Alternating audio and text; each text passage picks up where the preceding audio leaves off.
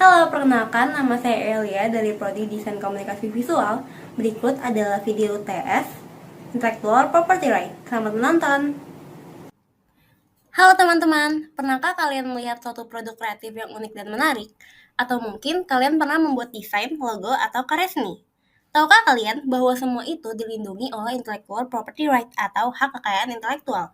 Nah, dalam video ini kita akan membahas betapa pentingnya IPR dalam industri kreatif. Apa itu Intellectual Property Right? Intellectual Property Right atau IPR atau hak kekayaan intelektual adalah hak eksklusif yang diberikan kepada individu atau perusahaan atas hasil karya intelektual mereka. Menurut World Intellectual Property Organization atau WIPO, IPR mencakup hak hukum yang melindungi ciptaan intelektual manusia. Tujuan utama dari IPR adalah untuk mendorong inovasi dan kreativitas dengan memberikan perlindungan hukum bagi pemilik hak atas karyanya agar tidak digunakan atau diklaim oleh pihak lain tanpa izin. Jenis-jenis hak kekayaan intelektual. Dalam dunia kreatif terdapat beberapa jenis hak kekayaan intelektual yang penting untuk diketahui, yaitu hak cipta, hak merek, hak paten, dan hak desain industri. Hak cipta adalah hak eksklusif yang diberikan kepada pencipta atau pemegang hak cipta atas karya ciptaannya dalam bidang seni, sastra, dan ilmu pengetahuan. Perlindungan hak cipta mencakup karya seperti buku, musik, film, lukisan, dan fotografi. Berdasarkan Undang-Undang Nomor 28 Tahun 2014 tentang hak cipta, hak ini mencakup hak moral dan hak ekonomi, serta berlaku seumur hidup, pencipta ditambah 70 tahun setelah kematiannya.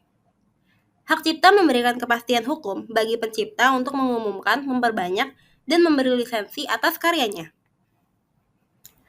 Sementara itu, hak merek adalah hak eksklusif yang diberikan kepada pemilik merek dagang untuk membedakan produk atau jasanya dari produk atau jasa lain.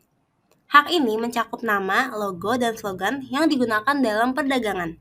Berdasarkan Undang-Undang Nomor 20 Tahun 2016 tentang merek dan indikasi geografis, hak merek diberikan kepada pihak yang pertama kali mendaftarkan mereknya. Perlindungan ini berlaku selama 10 tahun dan dapat diperpanjang. Merek yang terdaftar akan mendapatkan perlindungan hukum sehingga pihak lain tidak bisa menggunakannya tanpa izin. Selanjutnya, hak paten merupakan hak eksklusif yang diberikan kepada penemu atau inovator atas penemuannya yang memiliki manfaat teknis. Paten melindungi invensi dalam berbagai bidang teknologi dan memberikan hak monopoli kepada pemegang paten selama 20 tahun sejak tanggal pengajuan. Undang-Undang Nomor 13 Tahun 2016 tentang paten mengatur bahwa suatu paten diberikan untuk invensi yang bersifat baru, mengandung langkah inventif, dan dapat diterapkan dalam industri. Dengan adanya perlindungan ini, inovator dapat mengkomersialkan hasil temuannya dan melarang pihak lain menggunakannya tanpa izin. Selain itu, terdapat hak desain industri yang melindungi tampilan estetika suatu produk, termasuk bentuk, pola, atau kombinasi warna yang memiliki nilai estetika dan dapat diterapkan pada produk industri. Berdasarkan Undang-Undang Nomor 31 Tahun 2000 tentang desain industri, hak ini diberikan kepada pihak yang pertama kali mendaftarkan desainnya dan berlaku selama 10 tahun. Hak ini sangat penting bagi para desainer yang menciptakan desain unik agar tidak ditiru oleh pihak lain tanpa izin. Manfaat memahami hak kekayaan intelektual bagi mahasiswa DKV.